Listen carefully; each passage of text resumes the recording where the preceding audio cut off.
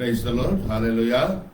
దేవుని నామానికి స్తుతి, మహిమ, ఘనత, ప్రభావాలు కలుగును గాక. హల్లెలూయా.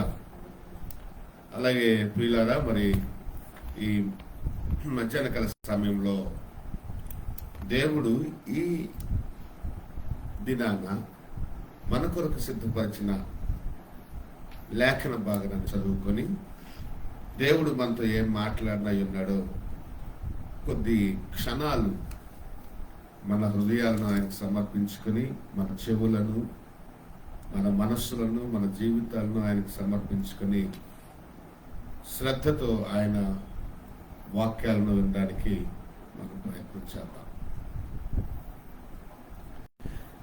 దేవుని యొక్క ఆలోచన సర్వ మానవాళి ఆలోచన కన్నా చాలా గొప్పది.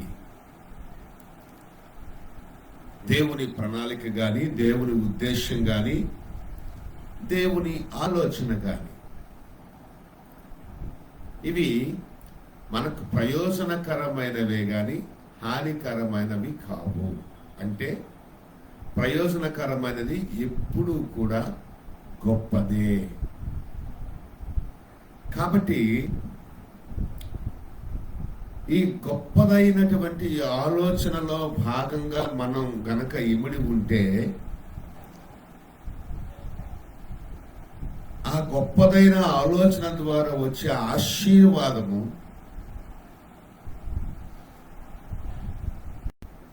మన జీవితాల్లో రావటానికి మనము చాలా కష్టపడాల్సిన పని అయితే ఉంటుంది. చాలా సమస్యలు ఎదుర్కోవాల్సి వస్తుంది. ఎందుకంటే ఒక మంచి జరగాలి అంటే దాని ముందు ఎన్నో సమస్యలను ఎదుర్కోవాలి, ఎన్నో బాధలు ఎదుర్కోవాలి. ఒకప్పుడు దేవుని చేతిలో పడక మునుపు మన జీవితాలు అర్థవంతమైనవిగా ఉండవు, కానీ దేవుని చేతిలో పడిన తర్వాత అవి ఆశీర్వాదకరమైన అర్థవంతమైన జీవితాలుగా మారుతాయి. కారణం ఏంటంటే మన జీవితాలను ఆయన చేతిలోనికి ఆయన తీసుకున్నాడు. మనము ఆయన సూచనల మేరకు, సలహాల మేరకు, ఆయన అభిప్రాయాల మేరకు మనం నడుచుకోవాల్సిన వారమై ఉంటున్నాం. కాబట్టి మన జీవితాలు చాలా ఆశీర్వాదకరంగా ఉండగలుగుతున్నాయి. చూద్దాం కొన్ని మాటలు ఈరోజు ఎందుకో దేవుడు నా మనసులో పెట్టాడు. సర్వసాధారణంగా మన ఇళ్లలో మనం మాట్లాడుకున్నట్టుగానే నా బోధ ఉంటుంది. చక్కగా కూర్చోండి, అరుపులు, మెరుపులు, ఉరుములు, దరువులు ఇలాంటివి ప్రస్తుతానికి ఉండవు. అది బయట సభల్లో ఉంటాయి. కానీ బోధించేటప్పుడు దేవుని ఆత్మ వలన ప్రేరేపించబడిన వారమై, నడిపించబడిన వారమై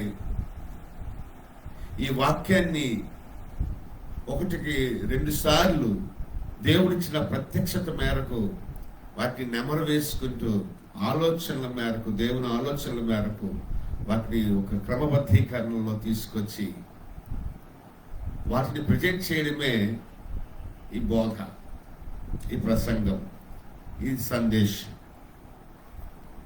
సందేశం అనేది మనిషికి చక్కగా అర్థమవ్వాలి. చక్కగా అర్థమవడానికి సరైన భాషా విధానాన్ని, ఆత్మ పరిజ్ఞానాన్ని మనము ఉపయోగించుకుంటే సరిపోతుంది. దానికి అన్ని హంగులు కానీ, ఇంకా వాటికి రంగులు కానీ పూయాల్సిన పని లేదు. వాటికి అనేక రకాలైన హావభావాలను రుద్దాల్సిన పని కూడా లేదు. కాబట్టి ఇంటిలో మనం కూర్చుని మాట్లాడుకున్నట్టుగా కాసేపు కుటుంబీకులమంతా కూర్చొని కష్ట సుఖాలు ఎలా మాట్లాడుకుంటామో అలాగా దేవుడు మనతో ఈ రోజున మాట్లాడబోతున్నాడు. నిర్గమకాండం 3వ అధ్యాయంలో మొదటి నుండి కూడా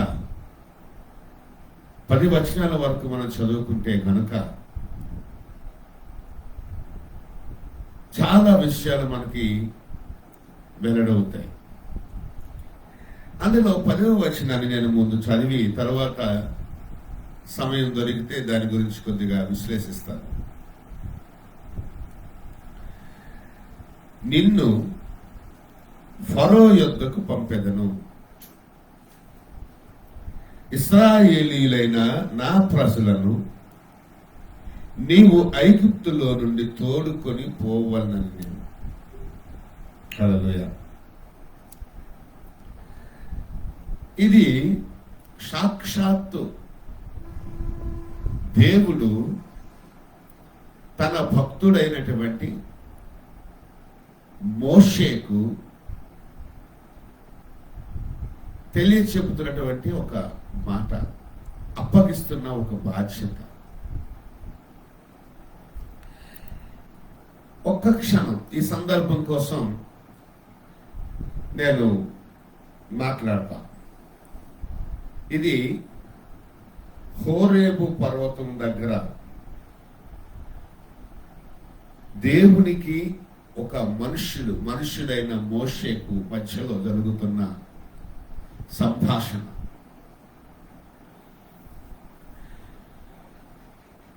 మోషే మంద మేపుకుంటుంటే ఆ పర్వతం దగ్గర ఒక పొద కాలుతున్నట్టుగా కనబడుతుంది. కానీ ఆ పొద కాలటం లేదు, ఆ పొద నిండా కూడా అగ్నిమయమై ఉంది. ఆ పొద బాగానే ఉంది, అగ్నిలో అది కాలిపోవటం లేదు. కానీ అక్కడ ఆ అగ్ని చూచేసరికి మోషేకి చాలా ఆశ్చర్యం అనిపించింది. అది ఒక దర్శనం, కంటికి కనిపించేది దర్శనం. దేవుడు మోషేను దర్శించాడు అంటానికి అది నిదర్శనం.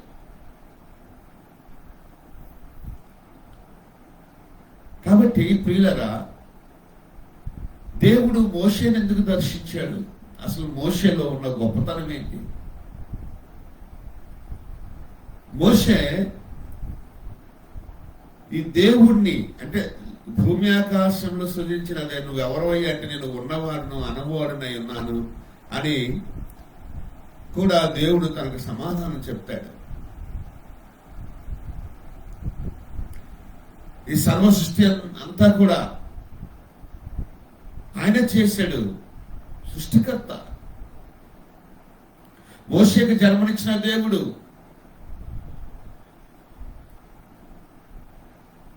ఆ ఐగుప్తు ప్రాంతానికి గాని లేకపోతే ఆ హోరేబు ప్రాంతానికి గాని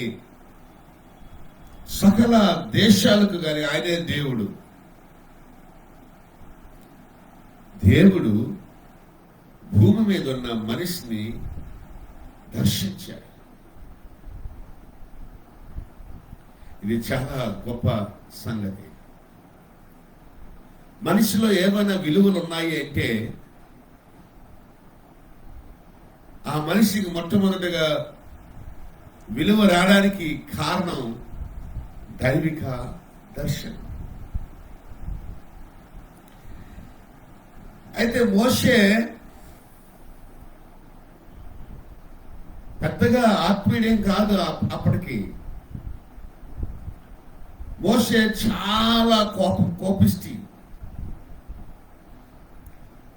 మోషే చాలా తొందరపాటు నిర్ణయాలు తీసుకునే మనిషి. తగువులకు కొట్లాటకి ముందుండే మనిషి. ఒక మనిషిని చంపేశాడు. ఒక హంతకుడు,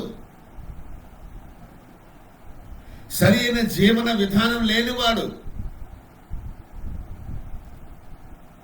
ఆ ఐగుప్తు దేశంలో ఐగుప్తీని చంపేస్తే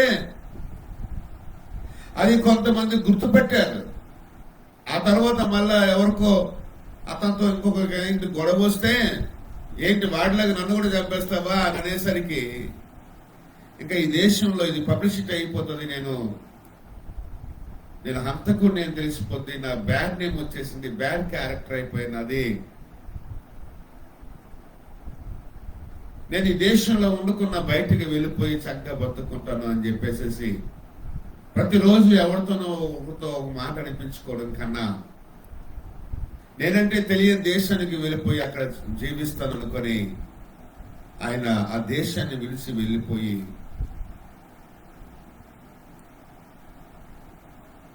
జీవనం కొనసాగించడానికి ప్రయత్నం చేస్తాడు.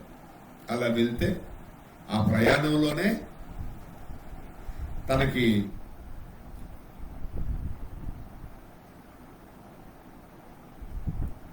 సిప్పోరా దొరికింది. ఆ ప్రయాణంలోనే వివాహం అయింది. ఆ ప్రయాణంలోనే ఆ విడిపోవడంతోనే అక్కడ మరి ఇత్రో కుమార్తెను చేసుకోవడం జరిగింది. తర్వాత వివాహమైన తర్వాత అక్కడ మందను మేపడం అనేది మొదలెట్టాడు. మందను మేపడం మొదలు పెడితే ఆ మంద మేపుతున్న సమయంలో దేవుడు మోషేను దర్శించాడు. చెబుతున్న ఈ రోజున దేవుని సేవ చేస్తున్న పెద్ద పెద్ద సేవకులు వారు సేవకు రాకముందు, దేవుని దర్శనాలు పొందకముందు ఈ సమాజంలో చాలా చెడుగా తిరిగిన జీవితాలే, తొందరపాటుతో బ్రతికే కొట్లాట్లు, గొడవలు, లోకాశలు, ఇవన్నీ కూడా వీటితో బ్రతికిన బతుకులే అవన్నీ. ఇంకా దేవుడు దర్శించాక, దేవుడు పిలిచాక, దేవుడు పనిచ్చాక కూడా సాధనం వలన సమకూరు సమస్తము అని ఎవరైతే అన్నారో, దేవుడు దగ్గర మనం జీవిస్తున్నప్పుడు, దేవుడితో జీవిస్తున్నప్పుడు దేవుని వాక్యాన్ని పట్టుకొని దేవుని ఆత్మతో దేవుని మార్గాల్లో మనం సాధన చేసేటప్పుడు మనం సక్సెస్ అవుతాం. ఇంకా అది సాధన చేయటానికి, శరీరాన్ని జయించడానికి, ఆలోచనలు జయించడానికి, తొందరపడతనం జయించడానికి, గర్వాన్ని జయించడానికి, కోపాన్ని జయించడానికి చాలా టైం తీసుకుంటుంది. జీవితం మధురంగా మారడానికి టైం టేక్స్. కొంచెం నోటి దురద ఉన్న వాళ్ళు ఉంటారు, కళ్ళు బిగించి కోప్పడే వాళ్ళు ఉంటారు, పళ్ళు బిగించి మీదకి ఉరిమేవారు ఉంటారు, పిడికిలి బిగించి మనుషుల్ని కొట్టేవాళ్ళు ఉంటారు, హృదయంలో ద్వేషం పెట్టుకొని మోసం చేసేవాళ్ళు ఉంటారు. ఇవన్నీ కూడా మానవ జీవితాల్లో ఉంటాయి. మోషేకి అలాగే ఉంది. మొదట మోషే ఐగుప్తు దేశంలో అతన్ని చంపడానికి అదే కారణం. ఈ అరణ్యంలోకి వచ్చిన తర్వాత, వివాహమైన తర్వాత తన జీవితంలోనికి దేవుడు దూరాడు. దేవుడు దూరి ఆ అగ్నిగా కనిపించి, దహించు అగ్నిగా కనబడు. God is consuming fire. దేవుడు దహించు అగ్ని అయి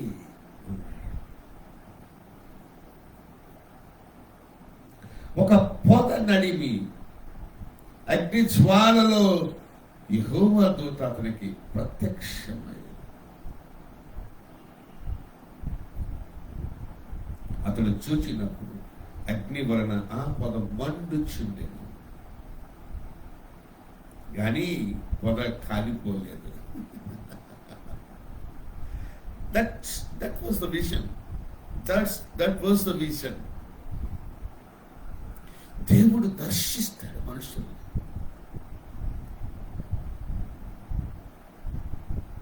ఎందుకు పనికిరాలను దర్శిస్తాడు? తన పని కొరకు పిలుచుకుంటాడు. తెలుసా?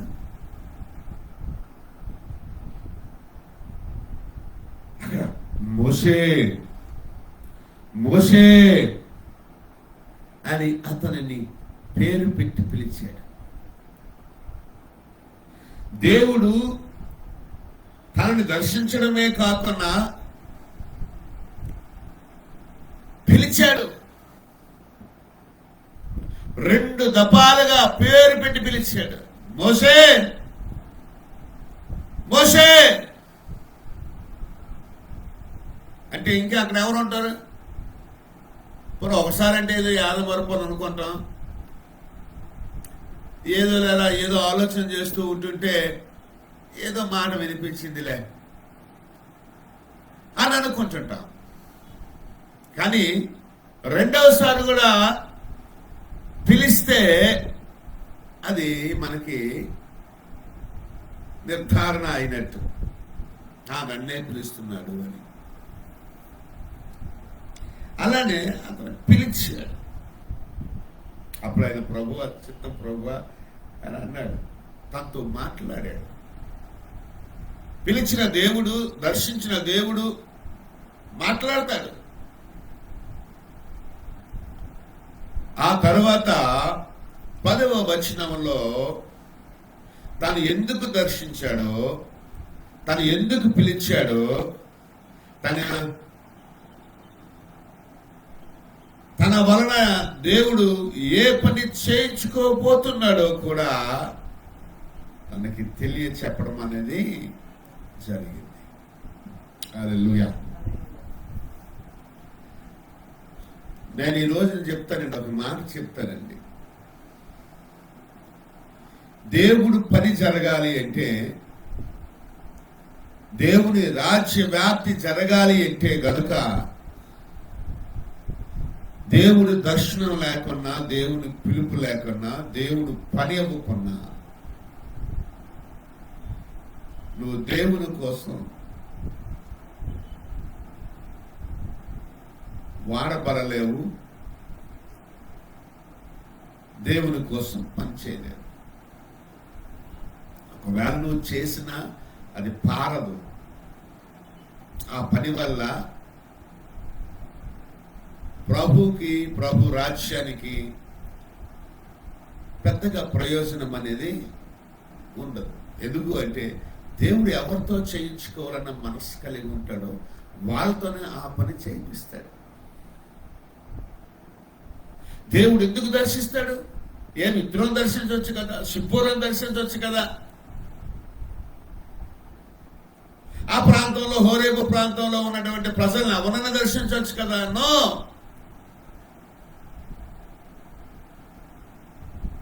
ఒక మనిషిని చంపి పారిపోయినటువంటి మనిషినే దర్శించాడు. ఆకతాయిగా పెరిగి, అల్లరిగా పెరిగి,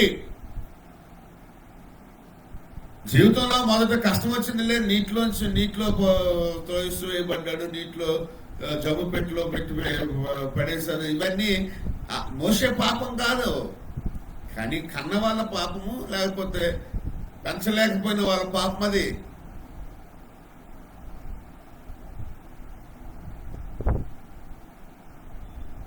ఏవో పెద్దవాళ్ళు చేసిన పొరపాట్లు మనకెందుకు, ఈయన జీవితం కోసం మాట్లాడుకుందాం. అప్పుడు కూడా దేవుడు తన జీవితాన్ని కాచాడు, మోషేని కాచాడు. మోషే పట్ల కృప చూపించాడు దేవుడు. మోషే పట్ల కృప చూపించినా అంటే ఆ నీటిలో పడి చచ్చిపోవలసిన వాడిని తీసుకొచ్చి దేవుడు ఏం చేశాడంటే మొదట నీటి అనుభవాన్ని మోషేకి ఇచ్చాడు, తర్వాత అగ్ని అనుభవాన్ని కూడా మోషేకి ఇచ్చాడు. దేవుడు దర్శనం అనేది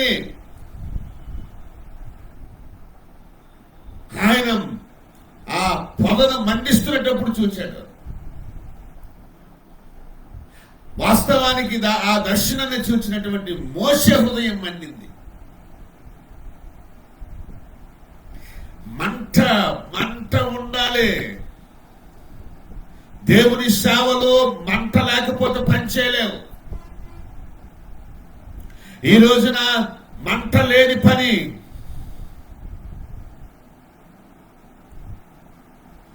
వంటల రూపంలో పరిచర్య జరుగుతుంది, తంత్రాల రూపంలో పరిచర్య జరుగుతుంది.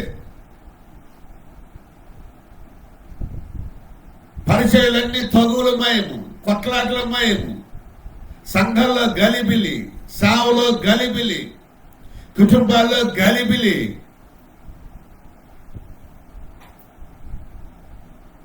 తంటాలు తంటాలు తంటాలు జరుగుతున్నాయి. కానీ హృదయం అనేది మండడం అనేది జరగలే. పొద మండుతుంది, పొద మండుతుంది. దాన్ని చూచిన మోషే హృదయం మండి, చిత్తం ప్రభువా అన్నాడు. దేవుడు అనేది తలచాడు, నమ్మాడు.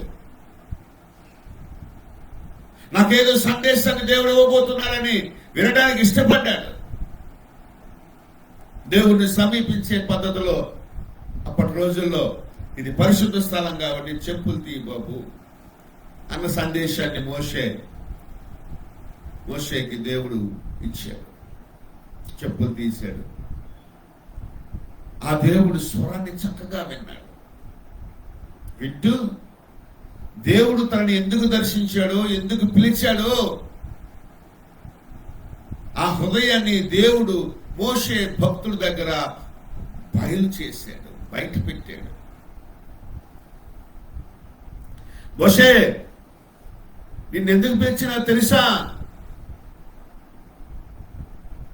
ఐగుప్తు దేశంలో నా ప్రజలు ఏడుస్తున్నారు, నా ప్రజలు మొర్ర పెడుతున్నారు. నా ప్రజల కష్టాలు నేను చూశాను, నా ప్రజలు శ్రమలు అనుభవిస్తున్నారు చూశాను, నా ప్రజలు బాధించబడుతున్నారు చూశాను. వాళ్ళని విడిపించడానికే నేను ఈ భూమి మీదకి వచ్చాను, నీ దగ్గరకు వచ్చాను, నిన్ను దర్శించాను. ఇప్పుడు నా తరపున నిన్ను నేను ఫరో దగ్గరికి పంపిస్తున్నాను, అంటే ఐగుప్తు రాజు దగ్గరికి పంపిస్తున్నాను. నా ప్రజల్ని ఎవరైతే, ఏ రాజు అయితే బాధ పెడుతున్నాడో, ఏ రాజు అయితే శ్రమలు పెడుతున్నాడో, ఏ రాజు అయితే హింసిస్తున్నాడో, ఆ రాజు దగ్గరికి నేను నిన్ను పంపిస్తున్నాను.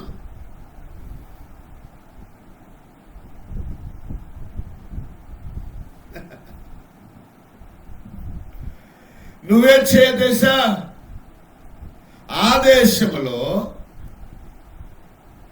ఆ రాజుతో మాట్లాడి, ఆ రాజు చేతిలో నుండి, ఆ దేశములో నుండి నా ప్రజలైన ఇశ్రాయేలీయుల్ని నువ్వు నడిపించుకురావాలి, తీసుకురావాలి అని మోషేను పిలిచి మోషేను పంపిస్తున్న దేవుడు, మోషేను దర్శించిన దేవుడు మోషేతో మాట్లాడాడు. ఇది దేవుని సంకల్పం, దేవుని ఆలోచన, దేవుని దర్శనం, దేవుని పిలుపు మోషే పట్ల.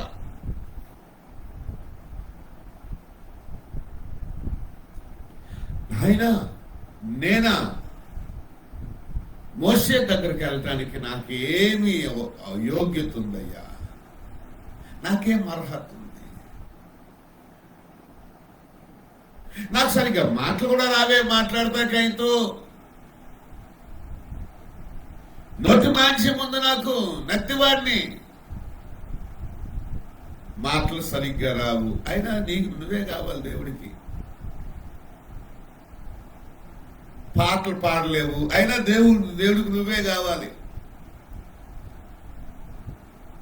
చదువు సరిగ్గా చదవలేదు, అయినా దేవుడికి నువ్వే కావాలి. సాక్ష్యం సరిగ్గా లేదు, నేను కొట్లాటోడిని, నేను గోండావాడిని, నేను అల్లరోడిని, నేను ఒకరిని చంపేశాను, నా క్యారెక్టర్ సరైంది కాదు సమాజంలో, ఆయన నువ్వే కావాలి. నీ క్యారెక్టర్తో పని కాదు ఆయనకి, ఆయన దర్శనంతో నీతో పని. ఆయన నీకు ఒక టాస్క్ ఇస్తున్నాడు, ఆయన నీకు ఒక పని ఇస్తున్నాడు, ఆయన నీకు ఒక పరిచర్య ఇస్తున్నాడు. తన ప్రజల మీద ఒక నాయకుడిగా నిన్ను ఎన్నుకుంటున్నాడు. ఫరోకు ఫరోకు దేవుడు అవుతో నువ్వు వెళ్ళను అన్నాడు. నా తరపు వెళ్ళి నువ్వే దేవుడు ఫరోకి. చూసావా, ఎన్నో ఎన్నో ఎన్నో సంభాషణలు మధ్యలో జరిగినాయి. తర్వాత నిర్గమాకాండం అంతా కూడా మనం చదువుకుంటే గనుక ఆ నిర్గమాకాండంలో అనేక విషయాలు బయలుపరచబడతాయి. కానీ ఒక్క 10 నిమిషాల్లో నేను చెప్పాల్సిన మాటలు చెప్పి ముగించడానికి ఇష్టపడతాను. అంటున్నాడు, అయ్యో నేను ఫరో దగ్గరికి వెళ్ళి నిల్చోంత కెపాసిటీ నాకు లేదు, ఎలిజిబిలిటీ నాకు లేదు,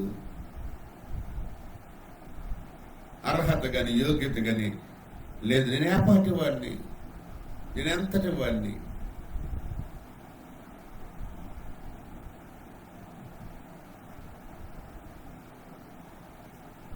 నీకు అర్హతతో పని లేదు. నీకు అర్హత ఏంటంటే దేవుని పిలిపే అర్హత, దేవుని దర్శనమే అర్హత, దేవుని సేవే అర్హత.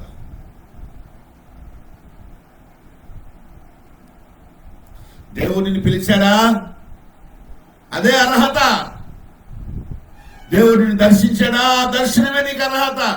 That was the qualification for you. Are qualified, you are elected, you are selected. Because you got that vision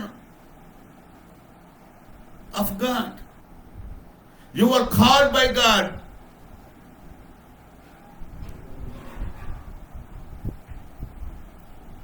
God's vision was given to you.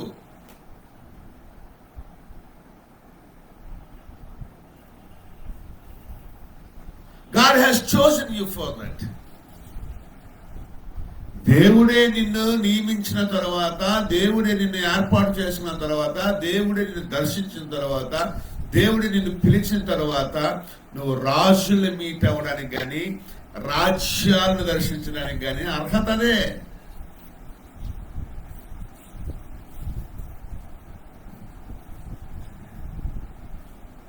అందుకోసమే అది ఉన్నతమైన పిలుపు. It was a high calling. సర్వ సృష్టిని చేసిన దేవుడిచ్చిన పిలుపు, దేవుడిచ్చిన దర్శనం, దేవుడిచ్చిన పరిచర్య. కాబట్టి పరిచర్యలో ఎప్పుడు కూడా ఈ పొల్లు సొల్లు ఉండకూడదు. దానిని మీరు గాని నేను గాని, ఎందుకంటే దేవుడు పరిశుద్ధుడు, దర్శనము పరిశుద్ధమైనది, దేవుని పిలుపు పరిశుద్ధమైనది, దేవుడి పరిచర్య పరిశుద్ధమైనది, దేవుని రాజ్యము పరిశుద్ధమైనది.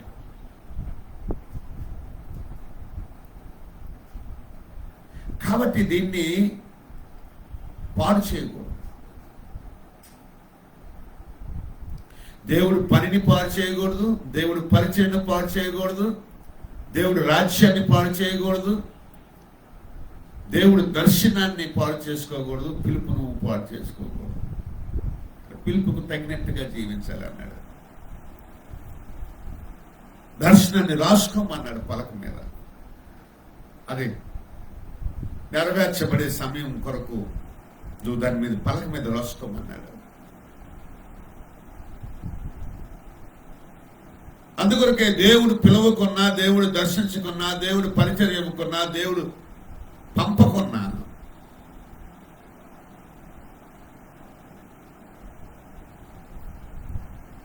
అలాంటి మనుషుల వల్ల దేవుని ప్రజలకు కానీ, దేవుని రాజ్యానికి కానీ, దేవుని నామానికి కానీ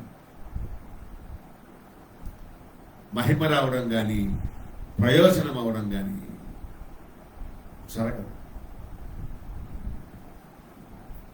ఈ దైవిక దర్శనాలు ఉన్న వాళ్ళు, దేవుడి చేత పిలపడిన వాళ్ళు, దేవుడి చేత పంపబడిన వాళ్ళు, వాళ్ళ జీవిత విధానాలు వేరుగా ఉంటాయి. త్యాగాలతో కూడి సమస్యలు ఎదుర్కోవడానికి, ఇబ్బందులు ఎదుర్కోవడానికి సిద్ధ మనసు కలిగి, కష్టాలున్నా, శ్రమలున్నా, బాధలున్నా, ప్రతికూలతున్నా, తుఫానులు ఎదురైనా, అలసటలు ఎదురైనా,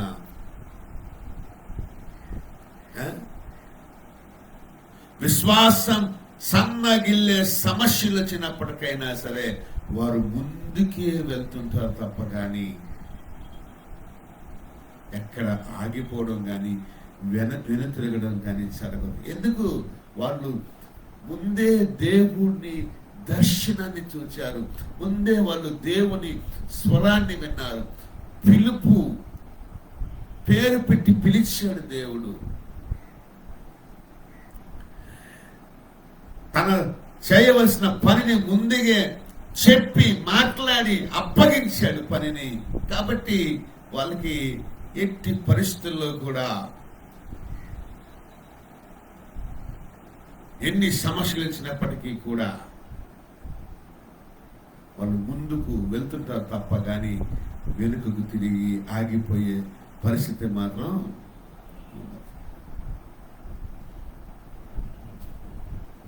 అయితే ఒక సామాన్యమైన మానవుడు దేవుడు పిలిచినంత మాత్రాన, దర్శించినంత మాత్రాన, పని అప్పచెప్పినంత మాత్రాన, పరిచర్య ఇచ్చినంత మాత్రాన ఆ మనిషి దేవుడు పని చక్కగా ముగించగలుగుతాడా అని అంటే గనుక అది కూడా కష్టమైనది. అందుకోసమే మోసే సమస్యలన్నీ దేవుడితో చెప్పుకున్నాడు. మోసే, కరెక్టేనయ్యా, అసలు నువ్వెవరు? ఇక్కడేమో పొగ మండుతుంది కానీ కావటం లేదు, నాకు అగ్ని కనబడుతుంది, స్వరం వినబడుతుంది, నీ పేరు తెలీదే. ఆ ప్రజలు, నీ ప్రజలు నిన్ను ఎవరు పంపారయ్యా? ఆ దేవుడి పేరు ఏంటంటే నేనేం చెప్పాలి? నీకెవరు దర్శించారు, నీకెవరు పిలిచారు, నీకేం చెప్పారు? మా సంగతులు నీకెలా తెలుసు? మేము ఏడుస్తున్నామన్న సంగతి నీకెలా తెలుసు?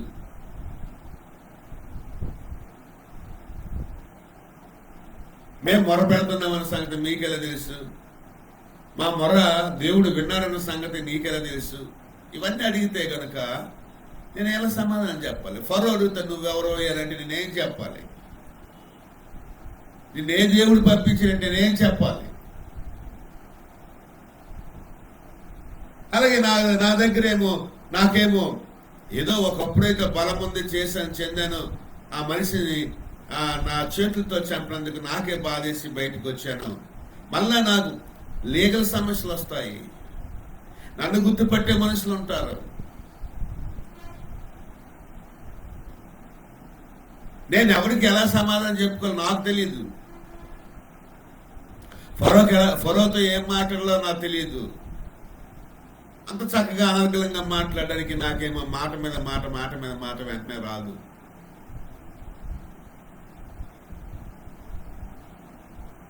ఫరో దగ్గర పెద్ద సైన్యం ఉంది, నా వెనకాతలు ఎవరు లేరు.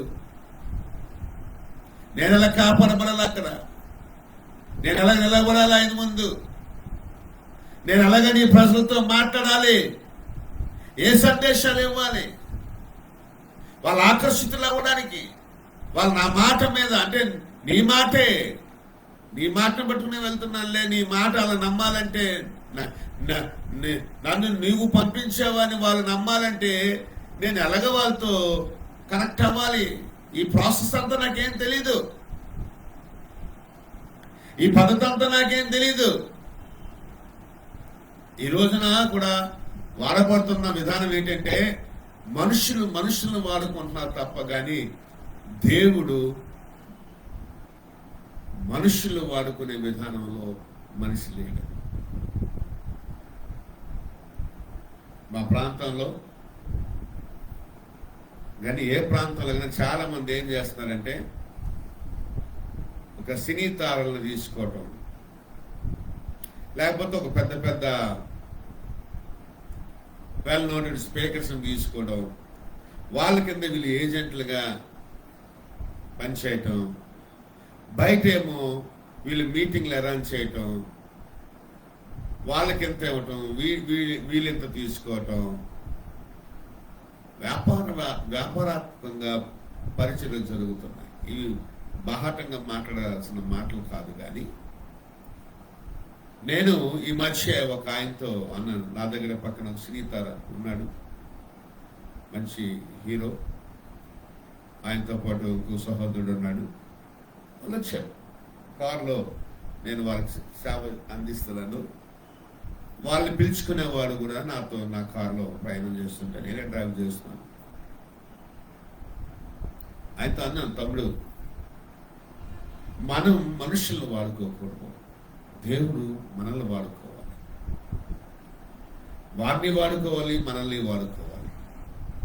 అప్పుడు దేవుడి రాజ్యానికి మనం ఫలభరితంగా ఉంటాం అని అన్నాడు. దానికి సినీ తార చాలా స్పందించాడు. ఎస్ కరెక్ట్ సార్, కుమార్ గారు కరెక్ట్ ఉంది. వాళ్ళు ఏదో మీరు తోచినంత ఇవ్వండి పర్లేదు, వాళ్ళు వస్తారు, మిమ్మల్ని డిమాండ్ చేయరు అని అంటాడు ముందు. వచ్చిన తర్వాత వాళ్ళు ఎంత అడుగుతున్నారండి, లేకపోతే మీటింగ్కి రారటండి అని అంటాడు తర్వాత.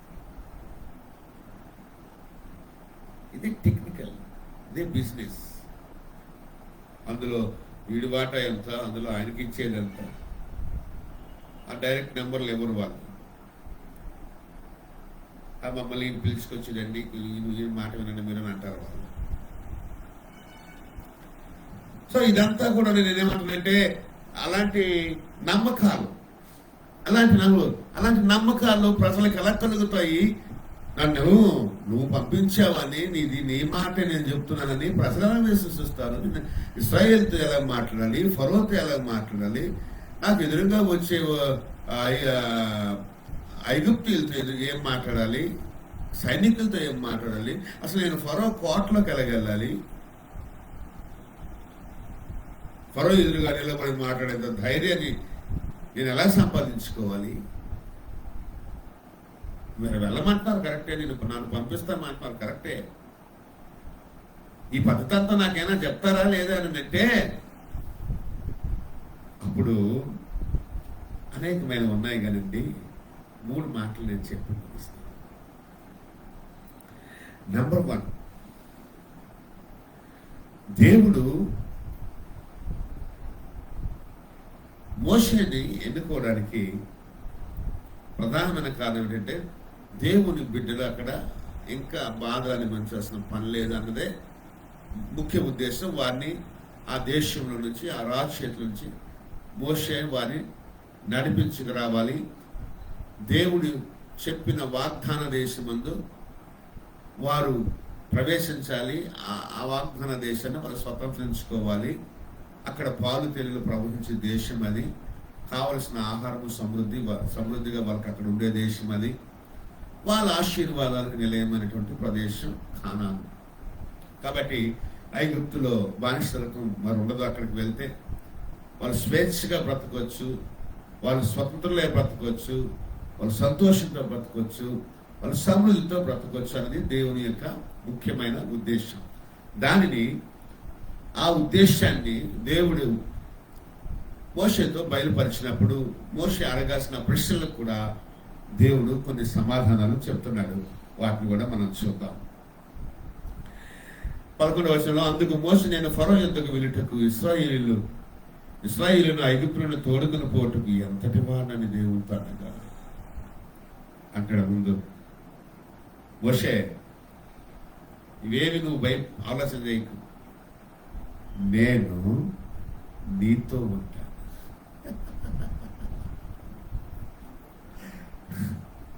నేను నీతో ఉంటాను, గాబరు పడక. ఎందుకు కంగారు పడతావు? పిలిచిన దేవుని నిన్ను వదిలేస్తానా? ఆ రాశిలో నిన్ను బలి చేయిస్తారా? లేకపోతే వాళ్ళందరినీ నువ్వు నడిపించుకు రావాలని ఉద్దేశించిన వాడినైనా నేను నిన్ను ఎవరి చేతికి నా అప్పగిస్తాను అనుకుంటున్నావా? No, I am with you. I will be with you. ఇది యేసు ప్రభువు చెప్పాడు. ఇదిగో యుగ సమాప్తులకు సదాకాలం నేను మీతో కూడా ఉంటాను అని చెప్పిన దేవుడు. ఆలోచన చేద్దాం ఒకసారి. సరే, నీ మాటల్లోనే నేను నీకు 2-3 సమాధానాలు ఇచ్చి నేను నీతో చెప్తాను. మాట ఏంటంటే, ముందుగుండా నీకు మాట్లాడడం రాదు అని అన్నావు కదా. నీకు మాట్లాడడం రాదు అన్నావు కాబట్టి నీ తరపున నీ అన్నయ్య మాట్లాడతాడు. నీ భాష నీ అన్నయ్యకి బాగా తెలుసు కదా. నేను నీతో మాట్లాడతాను. ఆ మాటలు నువ్వు అహరోనికి చెప్తే అహరోను అనర్గళంగా, నత్తి లేకుండా చక్కగా ఐగుప్తు రాజుతో మాట్లాడతాడు. Like an interpreter. నీ భాషను అర్థం చేసుకుని, నీ హావాలను అర్థం చేసుకుని, నీ భావజలాన్ని అంతటినీ బయట పెట్టే వ్యక్తి అహరోను, నీ అన్నదమ్ముడు.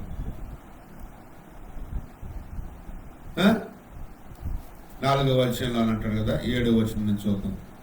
తర్వాత ఆయన నీ చేయి మళ్ళీ నీ రొమ్ము ఉంచుకున్నాడు, చేయి మళ్ళీ రొమ్ము ఉంచుకున్న రొమ్ము నుండి వరకు తీసినప్పుడు అది అదృశ్యం ఆయన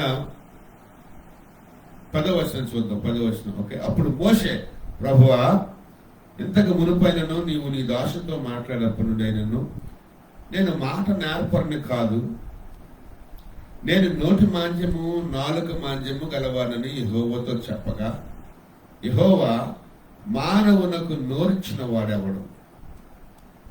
మోగవాడినే గాని, చెవిటివాడినే గాని, దృష్టి గలవాడినే గాని, గ్రుడ్డివాడినే గాని పుట్టించిన వాడెవడు? యెహోవానైనా నేనే కదా.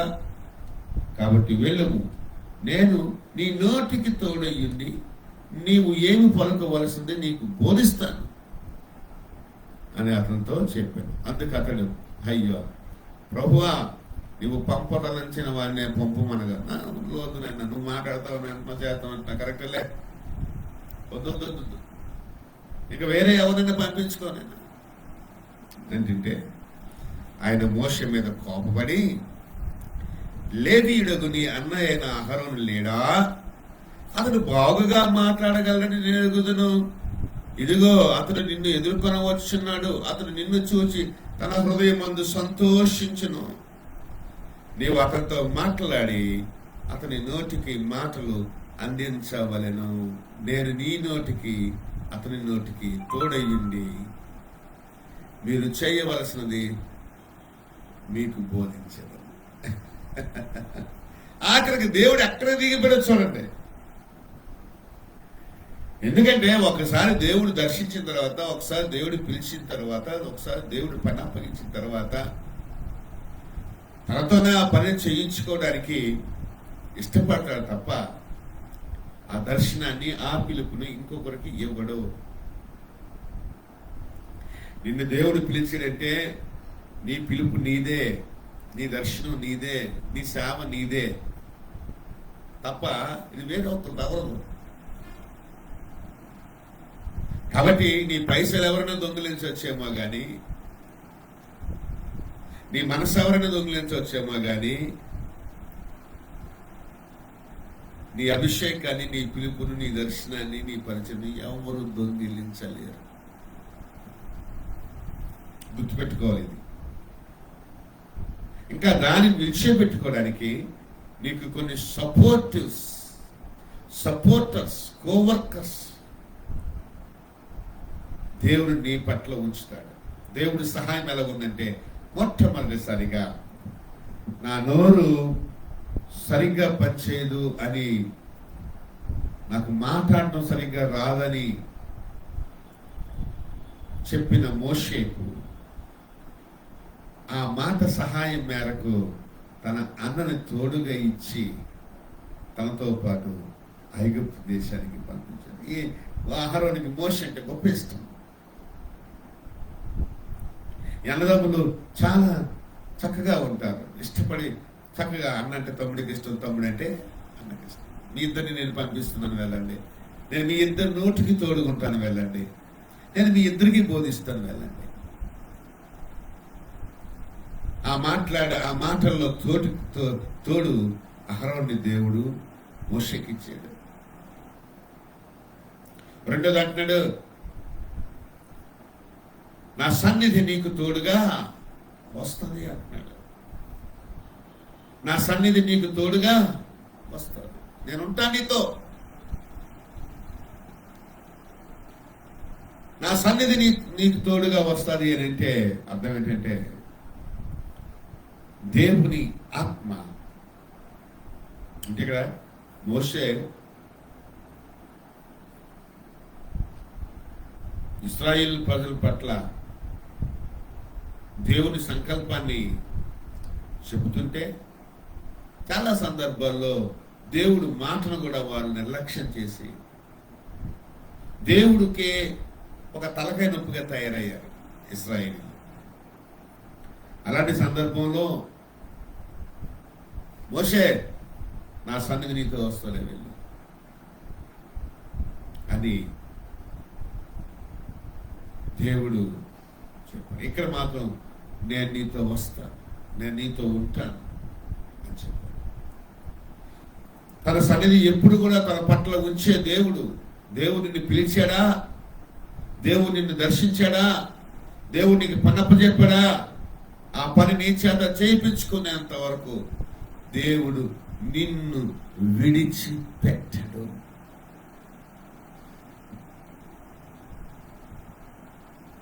దేవుడు నిన్ను విడిచిపెట్టడు. కానీ తెలివిగా నువ్వేం చేయాలంటే, నీవు నీ దేవుని చేత ఆ పనిని చక్క పెట్టుకోవడానికి నువ్వు దేవుని చేత వాడబడాలి. నువ్వు దేవుణ్ణి నీ పరిచయంలో ప్రధానంగా ఆధారం చేసుకొని ఆయనతో ప్రయాణం చేయాలి. నువ్వు నిన్ను ఎందుకు దేవుడు పిలిచినట్టే, నువ్వు ఒక దేశానికి ఒక నాయకుడు అవ్వాలి. ఇశ్రాయేలుకు నువ్వు నాయకుడు అవ్వాలి. ఒక జన సమూహం మీద నువ్వు ఒక నాయకుడివి.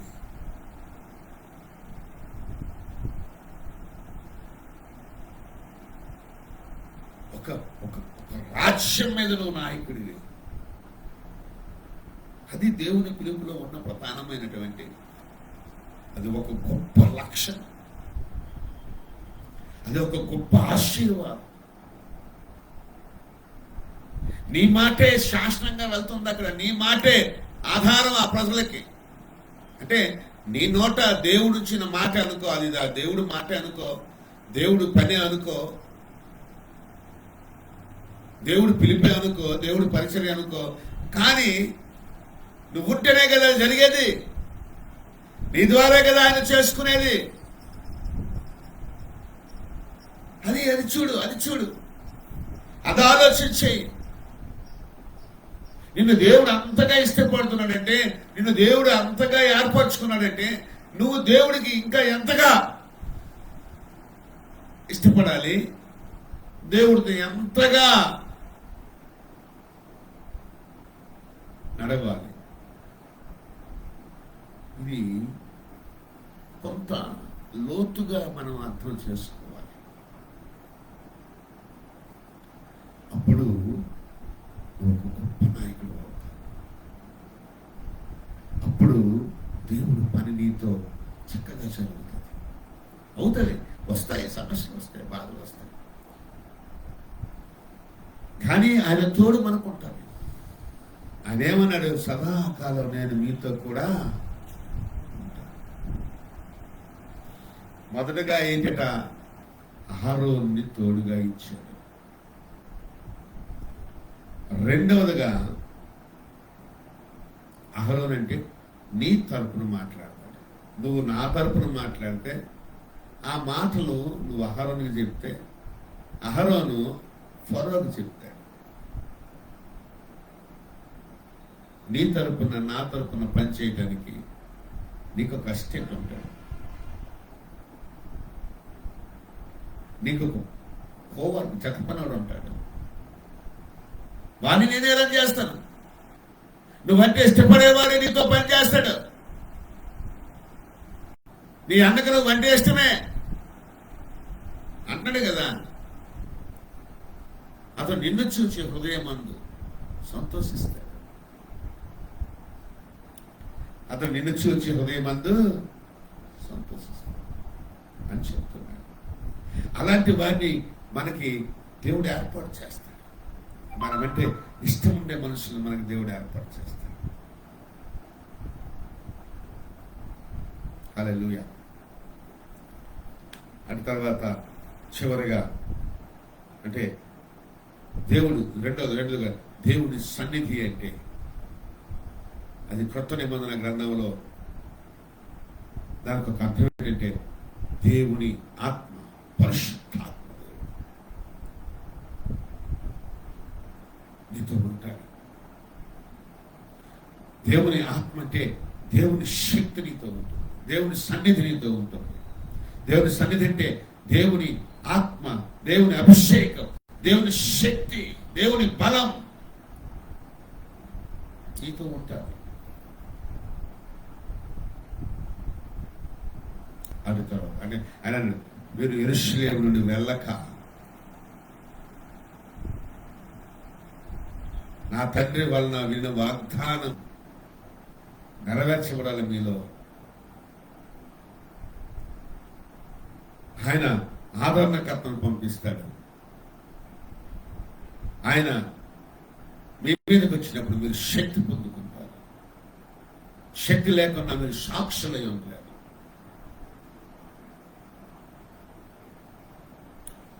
ఆ హోలీ స్పిరిట్ మీతో ఉంటాడు. హోలీ స్పిరిట్ మీతో ఉంటే నేను మీతో ఉన్నట్టే.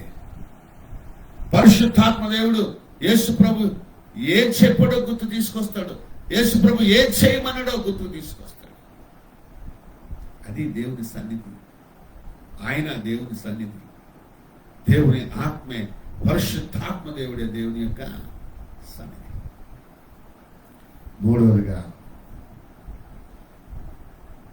నీ ద్వారా అనేక సూచ్య క్రియలు జరిపిస్తాను.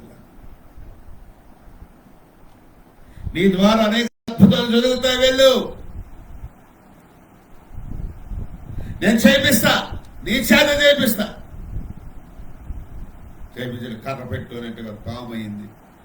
మాంత్రికులు చేశారు. ఆ పాముల్ని ఈ పాము మింగేసింది.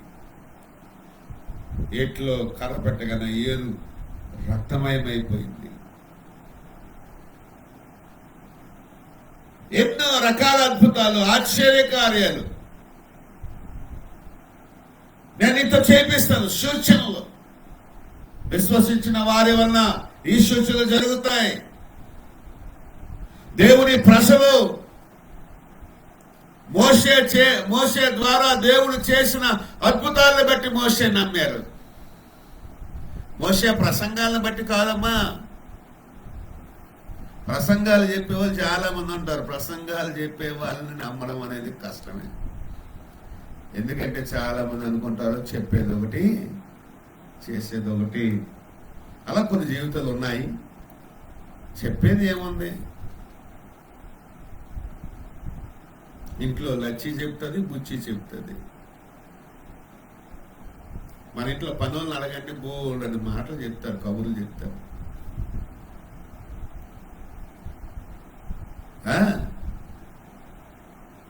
పిల్లలు అడగండి బోల్డ్ అని స్టోరీలు చెప్తారు, అది మనకు బోధిస్తారు తిరిగి. మన భార్యని అడగండి, మీ భార్యని అడుక్కోండి, మీకు బోధించడానికి బోల్డ్ అంత స్టఫ్ సొరకుంటుంది ఆవిడ దగ్గర.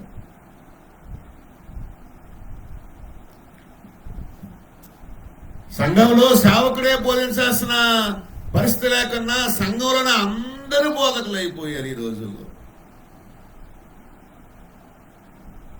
నేను బోధించగలను అనే వాళ్ళు బోధించేటట్టు మనం కూడా తయారు చేస్తున్నాం అనుకో అని శిష్యనికం అనేది వాళ్ళు చేయటం లేదు. కానీ బోధకులుగా బోధించి పిలుపు, దర్శనము, అభిషేకము ఉన్నటువంటి సేవకుల్ని డామినేట్ చేసుకోవడానికి ప్రయత్నం చేస్తున్నారు తప్ప, కానీ అది వాళ్ళు చేస్తున్న తప్పు. చెప్తే వినరు. సరే, నువ్వు సువార్త చెయ్యి, వాక్యం చెప్పు, పర్వాలేదు. కానీ నీ సేవకుడు కన్నా, లేకపోతే ఏర్పాటు చేయబడి పిలువబడి దేవుడి చేత పంపబడిన సేవకుల కన్నా మిన్న అయిన సేవ ఏమి కాదు నీది. నీకు జ్ఞానం ఇచ్చాడు దేవుడు. అంతే. నువ్వు చేయాల్సిన పనేదో దేవుడు నీకు చెప్తే ఆ పని చేయాలి. పిలిచేవాడు ఆ పని చేస్తాడు. నువ్వు పిలవబడలేదు, జ్ఞానం ఇచ్చాడు దేవుడు నీకు. అంతే. నువ్వు ఒక బాధ్యతగా సువార్త చేస్తే మంచిదే. మోషే అని పిలిచినట్టుగా, కుమార్ అని నన్ను పిలిచినట్టుగా నిన్ను పిలిచాడా దేవుడు లేదా అన్నదే ఆలోచించాయి. ఎందుకంటే అలాంటి వాళ్ళ ద్వారా మాత్రమే దేవుడు రాజ్య వ్యాప్తి. లేదంటే ఆ పిలుపు లేదు అంటే, ఆ దర్శనం లేదు అంటే, ఆ సావు దేవుడు నీకు అప్పగించలేదంటే, నీకు ఆ జ్ఞానం బట్టి వెళ్తావు, ఎక్కడో బొక్క బోర్లో పడతావు. ఎవరి దగ్గర సప్పగా అయిపోతావు. వాడు చక్కగా, నువ్వు స్త్రీవైతే నిన్ను చక్కగా బుట్టలో పెట్టి ఆడిస్తాడు. లేక నీకు గోరుగు పుడితే ఎవరినో ఒకటి మింగి నీ ఊరిలో నీ బుట్టలో నువ్వు తిప్పుకుంటావు. ఈరోజు ఎందుకు సేవ ఫెయిల్ అయిపోతుంది? ఇదే కాదు. పిలుపు లేని సేవకులు, దర్శనం లేని సేవకులు, దేవుడు పంపకుండా వెళ్ళే సేవకులు, దేవుడి రాజ్యానికి ఏం ఉపయోగం? వారి వల్ల సంఘాలు బలహీనపడుతున్నాయి. దేవుడి రాజ్య విస్తరణ జరగటం లేదు. సేవకులు గుర్తుపడుతున్నారు.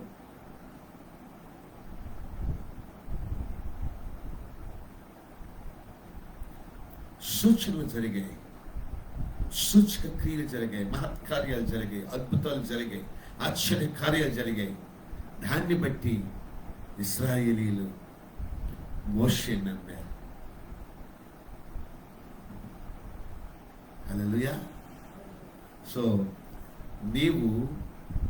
నేను దేవుని ప్రజల్ని నడిపించాలి అంటే, దేవుని ప్రజల్ని విడిపించాలి అంటే, దేవుని ప్రజల్ని దేవుని వాగ్దానాల మీద, దేవుని మాటల మీద నిల్చోబెట్టాలి అంటే, దేవుని జ్ఞానం, దేవుని సహాయం ఎంత అవసరమో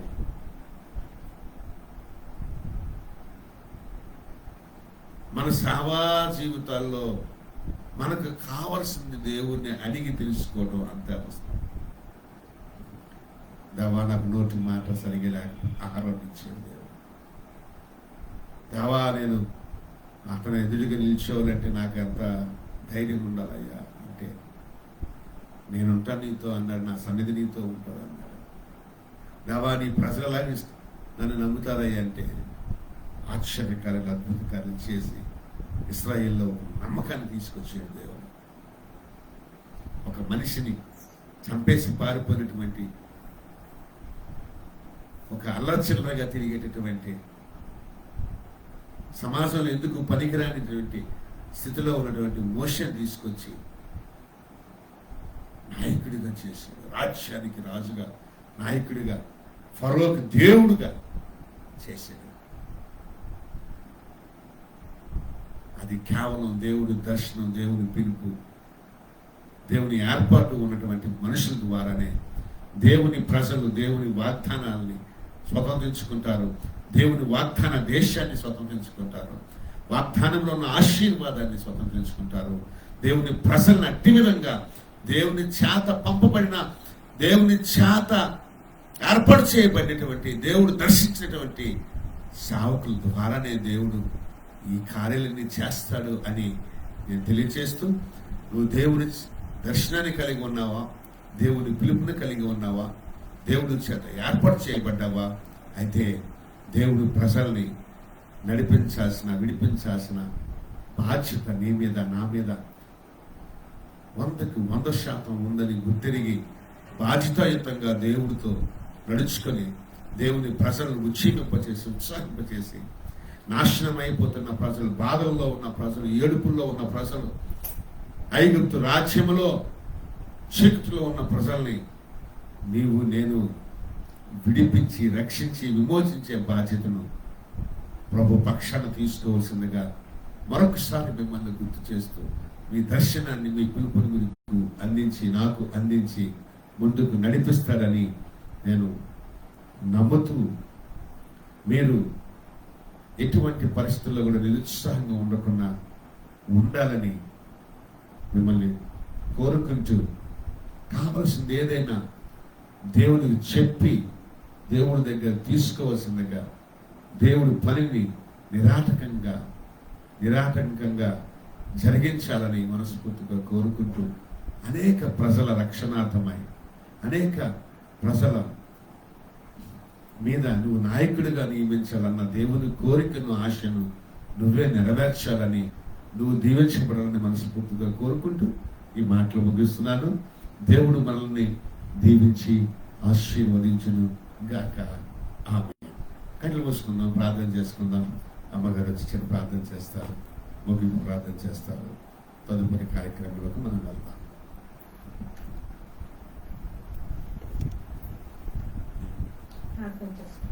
సకల ఆశీర్వాదంతో కానుకుంటున్నాను. ఘనమైన నామములో స్తుతి స్తోత్రాలు చెల్లిస్తాం తండ్రి. ప్రభా మధ్యాహ్నం కాల సమయంలో తండ్రి నీ సన్నిధిలో ప్రభా రీతిగా కూర్చొని ప్రభా, అయా ప్రభా నీ దాస్ ద్వారా నీ స్వరాన్ని ప్రభా మా అందరికీ వినిపించడానికి స్తోత్రాలు. అలాగే తండ్రి ప్రభా గడిచిన కాలం అంతట్లో నీ కృప కాపులిచ్చి మమ్మల్ని నడిపించో, దీవించో, పాలించో, పోషించో తండ్రి ప్రభా. అనేక రకాల సమస్యల నుంచి ప్రభా అయా మమ్మల్ని కాచి కాపాడవు తండ్రి. అయా దుష్టుని చేతుల నుంచి మమ్మల్ని కాచి కాపాడవు తండ్రి. అలాగే ప్రభా ఇప్పుడే ఈ సమయంలో నా తండ్రి ఈ దాస్ ద్వారా తండ్రి ప్రభా మోస జీవితంలో ప్రభా అయా ఈ దినం తండ్రి ఒక గొప్ప ఉదాహరణ చూస్తున్నాం తండ్రి. అయా ప్రభా మోసే జీవితంలో ఎంతో గొప్ప కార్యం చేస్తూ తండ్రి. అయా మోసకి నువ్వు ఇచ్చిన పిలుపును, దర్శనం తండ్రి తన చేత ప్రభా అయా ప్రభా నీ పనులు చేయించుకోవటానికి స్తోత్రాలు తండ్రి. అయా ఈ దినం తండ్రి ప్రభా మీ చేత ప్రభా ఈ దర్శనం అయా ప్రభా మీ చేత మేము పిలవబడ్డాము తండ్రి. నీ దర్శనం ఇచ్చి, నీ పిలిపించి మమ్మల్ని నడిపించి అయా తండ్రి ప్రభా ఈ గొప్ప గొప్ప కార్యములను జరిగించి అనేక ప్రజలు కష్టాలు, నష్టాలు, దుఃఖంలో ఉన్న ప్రజలను ప్రభా మా అందరి చేత ప్రభా విడిపించి నడిపించిన ప్రార్థిస్తుంది తండ్రి. దేవాలు గొప్ప దేవుడు తండ్రి, ఆశ్చర్యకరుడు తండ్రి. అయా తండ్రి మోసే అయా ప్రభా నాకు మాట్లాడడం రాదు అన్నారు తండ్రి. కానీ ప్రభా తండ్రి ప్రభా నీ మాట చేత బలపరచో తండ్రి. నేను నీతో ఉన్నాను అయా ప్రభా, నీకు ఒక తోడు, నీకు తమ్ముడు అనేక ఇస్తున్నాను, 6 ఇచ్చోతానికి స్తోత్రాలు. అలాగే ప్రభా మా అందరూ పరిచర్యలో తండ్రి ఎంతో మందితో ప్రభా మా సేవకులు పరిచర్య చేస్తాము తండ్రి. మా సేవలు నమ్మదగిన ఒక ప్రభా మాకు తోడుని ఇవ్వండి తండ్రి సేవ చేయడానికి. అయ్యా అలాగే ప్రభాని జీవమైన వాక్యమున ప్రభా అనేక మందికి ప్రభా చెప్పడానికి, బోధించడానికి నీ దైవ జ్ఞానం, నీ ఆత్మాభిషేకం మాకు ఇవ్వండి తండ్రి. ఈ పరిచర్యను దీవించండి.